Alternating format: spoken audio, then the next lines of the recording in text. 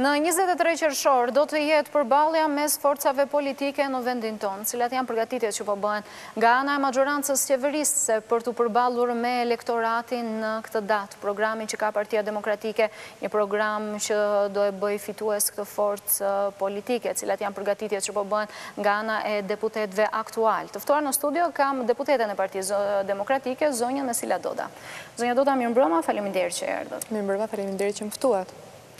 Në datën 23 qershor, shqiptarët do i drejtohen kutive të votimit. Po shkoni me një program në këto zgjedhje, apo do i mjaftoheni atyre reformave që i keni zbatuar deri tani e që do keni vimësi?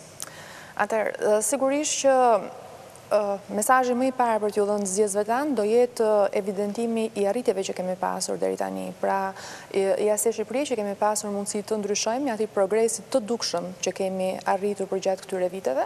Të mos harrojmë që është një vend i cili tashmë ka një infrastrukturë rrugore thuajse të përfunduar, janë 10.000 kilometra rrugë, janë shumë komune dhe fshatra që janë lidhur me qendrat, ka një mënyrë tjetër jetese të banorëve, të banorëve të zonave dhe të thellave të banorëve të qyteteve të mëdha, ka një mënyrë tjetër të konceptuari për nivelin e jetesës së shqiptarëve. Kemi një dyfishim të pagave, mbi dyfishim të pagave të punojësve të shëndetësisë dhe të atyre të arsimit. Kemi gjithashtu një vëmendje mjaft e madhe, po tregohet, është treguar gjatë kësaj kohe në zhvillimet teknologjike, mos harrojmë që gjetëm një vend me 4% penetrim të internetit dhe sot kemi një vend me mbi 64% përdorim të internetit. Kemi një vend i cili ka ndryshuar krejt bazën e tij të prodhimit, bazën me cilin ai ka mundësi të prodhojë, ka mundësi të shfaqet si një ekonomi e konsoliduar. Këto kanë qenë vite mjaft vështira, kanë qenë vite në të cilat vende shumë të rëndësishme të Europës kaluan në regres, nuk patën rritje ekonomike, ndërsa Shqipëria pati mundësi që ta përballonte me sukses dhe kishte një performancë mjaft mirë ekonomike, pra pati mundësi gjithashtu që të ruajmë stabilitetin makroekonomik në Shqipëri. Diçka tjetër që nuk mund ta lejmë dot pa përmendur është vëmendja që është treguar ndaj bujqësisë në shtimin e produkteve bujqësore, në shtimin e rrymëve të ullimve, të arrorëve, pra të gjithë atyre produkteve të cilët kanë mundësi që të rrisin ekonominë dhe kanë mundësi që të krijojnë mirëqenie edhe për qytetarin. Më së fundi do përmendja shumë shkurtimisht do përmendja nivelin e pensioneve. Ne kemi dyfishuar rrogat e pensioneve në fshat dhe thuajse dyfishuar nivelin e pensioneve në qytet, gjë e cila në situatën e sotme ekonomike globale duket si një sfidë e jashtëzakonshme. Mirë po, a mjaftojnë këto? Unë mendoj që ja, unë mendoj që ka ende shumë për të bërë. Ne sigurisht kemi ndërtuar kilometrat të rrugësh, kemi ndërtuar dhe rekonstruktuar 1300 shkolla, mbi 300 spitale dhe qendra shëndetësore, pra kemi pasur mundësi që të prekim të gjithë strukturat e momenteve të rëndësishme e sektorëve të rëndësishëm të ekonomisë dhe të jetës vendit. Por ende kemi shumë për të bërë. Kjo është arsye sepse sot është një ditë e veçantë sepse duhet dhe 100 ditë për të shkuar drejt 23 qershorit dhe ne të gjithë të kërkojmë që të vazhdojmë të progres këtë mënyrë funksionimi të ekonomisë në cilën ne kemi bërë përpara, kemi vazhduar, kemi progreduar, dhe të kërkojmë që ne të vazhdojmë akoma me progresin, të vazhdojmë përpara në rrugën tonë të zhvillimit dhe të progresit. Nga ana tjetër, ju lutem më lejoni që t'ju kujtoj dhe faktin që nuk është e vërtetë se është vetëm kjo mënyra se ku jemi përqendruar. Të flasim vetëm për zonën time ku unë jam deputete aktualisht në qarkun e Fierit, kryeministri Berisha ka ardhur 2 herë, një herë në Lushnjë, një herë në Divjak, dhe gjatë gjithë bisedave që ka patur me qytetarët, me banorët, me buqet e zonës, është përqendruar fort në sektorin e prodhimit. Pra, mbasi kemi krijuar një infrastrukturë shumë të mirë, e cila sigurisht që duhet përfundohet, duhet perfeksionohet akoma më tepër, edhe ato të rrugëve rurale, të rrugëve dytësore të vendit, i gjithë përqendrimi duhet të jetë në sektorët e rëndësishëm të ekonomisë, siç është bujqësia, e cila duhet të shtojë akoma më tepër prodhimin. Kjo është arsyeja sepse tashmë TVSH-ja hiqet nga të gjitha produktet bujqësore dhe ky është vendimi i arshëm që Parlamenti i Shqipërisë, qeveria ka marrë gjatë javës tjetër dhe që sigurisht do futet në paketën e ndryshimeve që Parlamenti do të miratojë, dhe nga ana tjetër kemi një përqendrim të madh për të gjithë prodhimin në të gjitha degët e tij. Çfarë do të thotë kjo? Përqëndrimi në rritjen e prodhimit do të thotë përqëndrim në rritjen ekonomike të Shqipërisë, do të thotë përqëndrim në shtimin e konsumit njerëzve, sepse fakti që heqim të gjitha taksat për rrogat nën 30.000 lek të reja, pra nën 300.000 lek, kjo do të thotë që jo vetëm i krijojmë mundësinë që të rrisim të ardhurat e kësaj shtrese, e cila ka më pak të ardhurat se shtresat e tjera, po dhe krijon mundësinë për të rritur konsumin. Me çdo kusht duhet mendojmë që prioriteti ynë i madh duhet jetë rritja ekonomike dhe krijimi i vendeve të reja të punës. Dhe vendet e reja të punës krijohen duke pasur mundësi që të krijojmë klimë akoma më të mirë për biznesin dhe sigurisht taksa më të ulta. Kjo është qeveria e taksave më të ulta që ka qenë ndonjëherë këto 20 vite në Shqipëri. Do të thënë për gjatë fushatës elektorale që do të zhvilloni, këto do të jenë thirrje të drejtuar votuesve apo mund të presim edhe premtimet e reja? Sigurisht që do kemi risi për çdo fushë. Ende kemi gjëra për të afruar për njerëzit, kemi afruar në këto 8 vite një model progresit jashtëzakonshëm, një model shndrimit Shqipërisë, një model të një Shqipërie të ndryshuar. Tashmë duhet vetëm që të shkojmë përpara në këtë rrugë që kemi nisur, sepse të mos harrojmë që ne kemi patur një bllokim të jashtëzakonshëm nga ana e opozitës. Dhe bllokimi është jo vetëm për ato 3 ligje që sot duhet ishin miratuar dhe të krijonin mundësinë që Shqipëria të futej në grupin atyre vendeve të cilat mund të aplikojnë për të marrë fonde tjera, por gjithashtu kemi patur pengesa evidente dhe për biznesin. Sot e kësaj dite ende nuk është miratuar ligji për gjykatën e lartë, që do jepte mundësi mirë funksionimit të gjykatës administrative, gjë që do të thotë lehtësi për biznesin, sepse deri më tani do ishin zgjidhur problemet e procedurave burokratike apo problemet që mund të kemë me njëri tjetrin apo me organet tatimore, me gjithë institucionet e tjera të shtetit shqiptar. Kjo do ishte mënyra se si opozita shqiptare do duhet të kishte ndihmuar klimën e biznesit në vend, po dhe qytetarët e Shqipërisë, gjë të cilën nuk e ka bërë. Përveç kësaj, ju të më lejoni të nënvizoj dhe faktin që unë deri tani pata mundësinë që t'ju bëj një rezume, një panoram mbi atë çfarë kemi pasur mundësi të bëjmë në infrastrukturë, në shkollim, në rregullimin e shkollave, kopshteve, spitaleve, në ndryshimin e mentalitetit për futjen e një teknologjie të re në Shqipëri. Dhe unë nuk di deri më tani në asnjë buxhet opozita shqiptare ende nuk ka votuar për 1 kilometër rrugë, nuk ka votuar për një dhomë spitali, nuk ka votuar për një shkollë të bërë. Ende deri tani deputetët e Partisë Socialiste kanë qenë të shtrënguar nga kryetari i tyre Edi Rama për të mos bërë asnjë votim që do shkonte në dobi të interesave të qytetarëve shqiptar. Interesa të cilat duhet vehen në plan të parë dhe duhen lënë mënjan të gjitha strategjitë politike, gjë që Partia Socialiste deri më tani për fatin e saj të keq nuk e ka bërë. Të gjitha hapat që janë ndërmarrë deri tani kanë qenë produkt i një strategjie politike të mirë përcaktuar nga kryetari i tyre në funksion të marrjes pushtetit dhe absolutisht asnjëherë për atë që shkon në favor të interesave të qytetarëve. Nëse në datën 23 qershor, Partia Demokratike arrin të marrë një mandat të tretë qeverisës, kjo do të jetë fal një magjorance të suksesshme në këto 8 vite të qeverisës, apo fal një opozite të dobët? Për të thënë të drejtën, unë mendoj që ne kemi qenë gjatë gjithë kohës kemi qenë të përqendruar fort në punën tonë. Kemi qenë të përqendruar fort dhe jemi munduar që të afrojmë më të mirën për qytetarët shqiptar, duke pasur parasysh që kemi marrë një vend i cili ka pasur probleme të forta të ekonomisë, të sigurisë, probleme në integrimin e tij me strukturat euroatlantike. Është një qeveri e cila ka antarësuar Shqipërinë në ato, është një qeveri e cila arriti lëvizjen e lirë të shqiptarëve. Pra, në të gjitha rastet ne kemi arritet të mëdha politike, ekonomike dhe sociale. Dhe kjo sigurisht është prioriteti ynë i parë dhe është ajo punë mbi bazën e të cilës ne do kërkojmë një mandat të tretë, por nuk mundet në asnjë rast të mos krahasojmë modelin që ka afruar Partia Socialiste në qeverisje dhe atë që afron Partia Demokratike në qeverisje. Sigurisht që ajo që ka afruar Partia Socialiste në qeverisje dhe flas këtu jo vetëm për atë që është bërë 8 vite më parë, sepse do më thoni që ka kaluar disa vjet, po dhe atë që ka bërë kryetari i bashkisë, ish kryetari i bashkisë Rama kur ka qenë në postin e kryetarit të bashkisë, ka qenë një problematik e hapur dhe thelluar çdo ditë me qytetarët dhe me biznesin. Sot flet për rritje taksash për biznesin, sepse thot duhet krijojmë një klimë ndryshe, sepse duhet të rrisim taksat për biznesin, gjë e cila do çonte në mënyrë të menjëhershme në shtimin e numrit papunësisë në vend.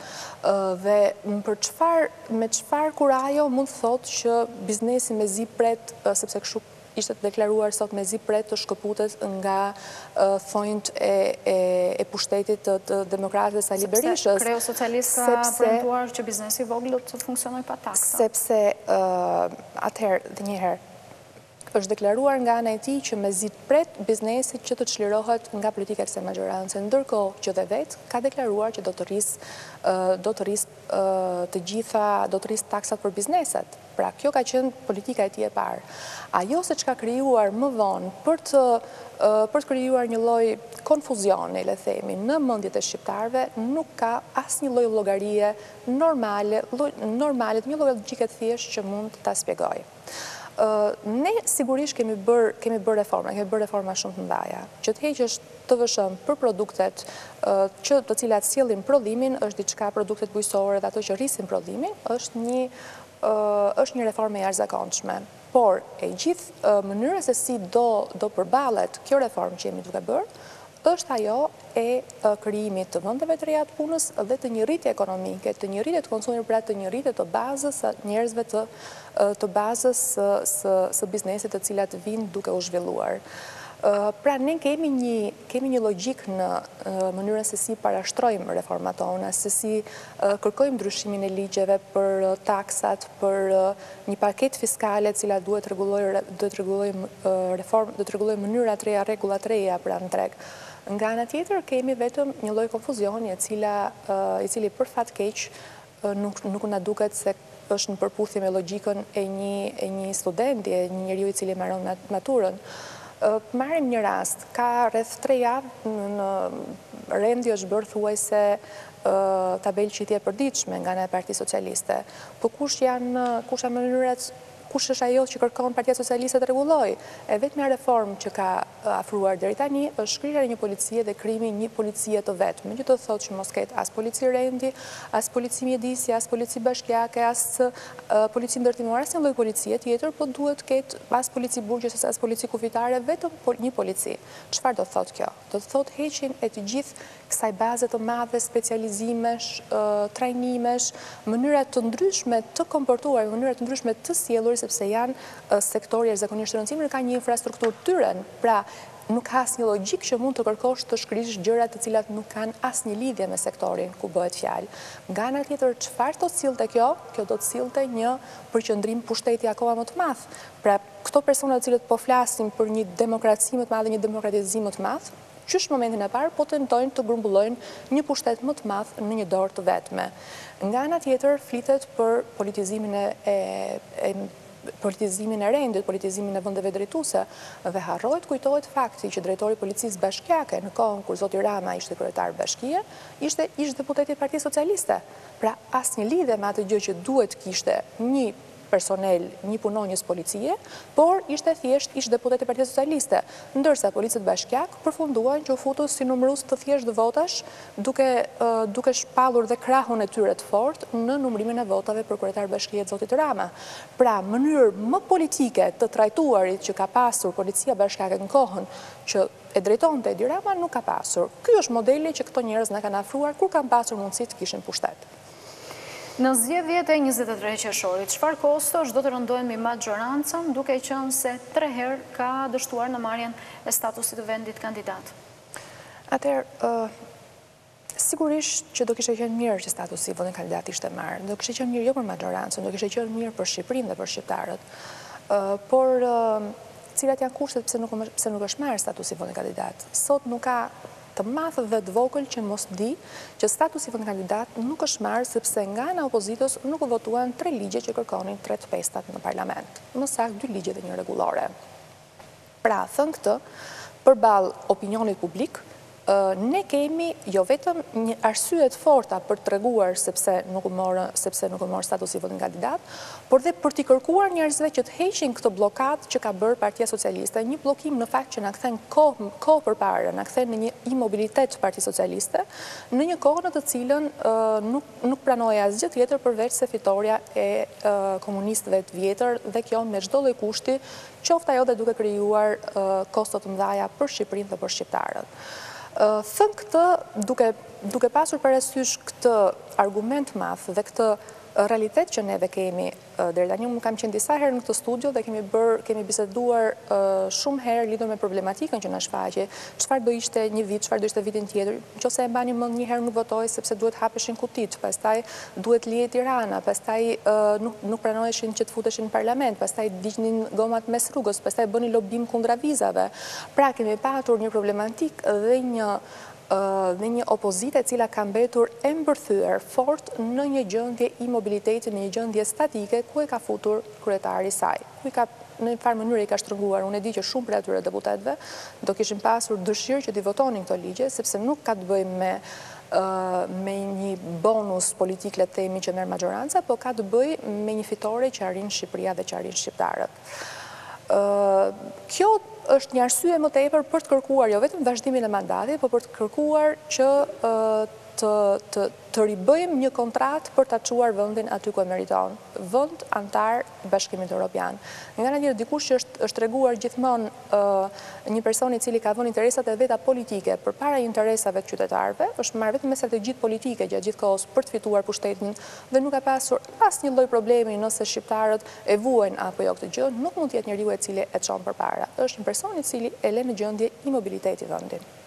Kryeministri Sali Berisha i bindur se kjo maggjorancë do ta marrë një mandat të tretë qeverisës, teksa ka folur në samitin e partive popullore europiane, ka deklaruar se opozita pas zgjedhjeve nuk do e pranojë rezultatin. Po e paragjykoni opozitën? Atëherë, nuk di, ndoshta mua më ke shpëtuar.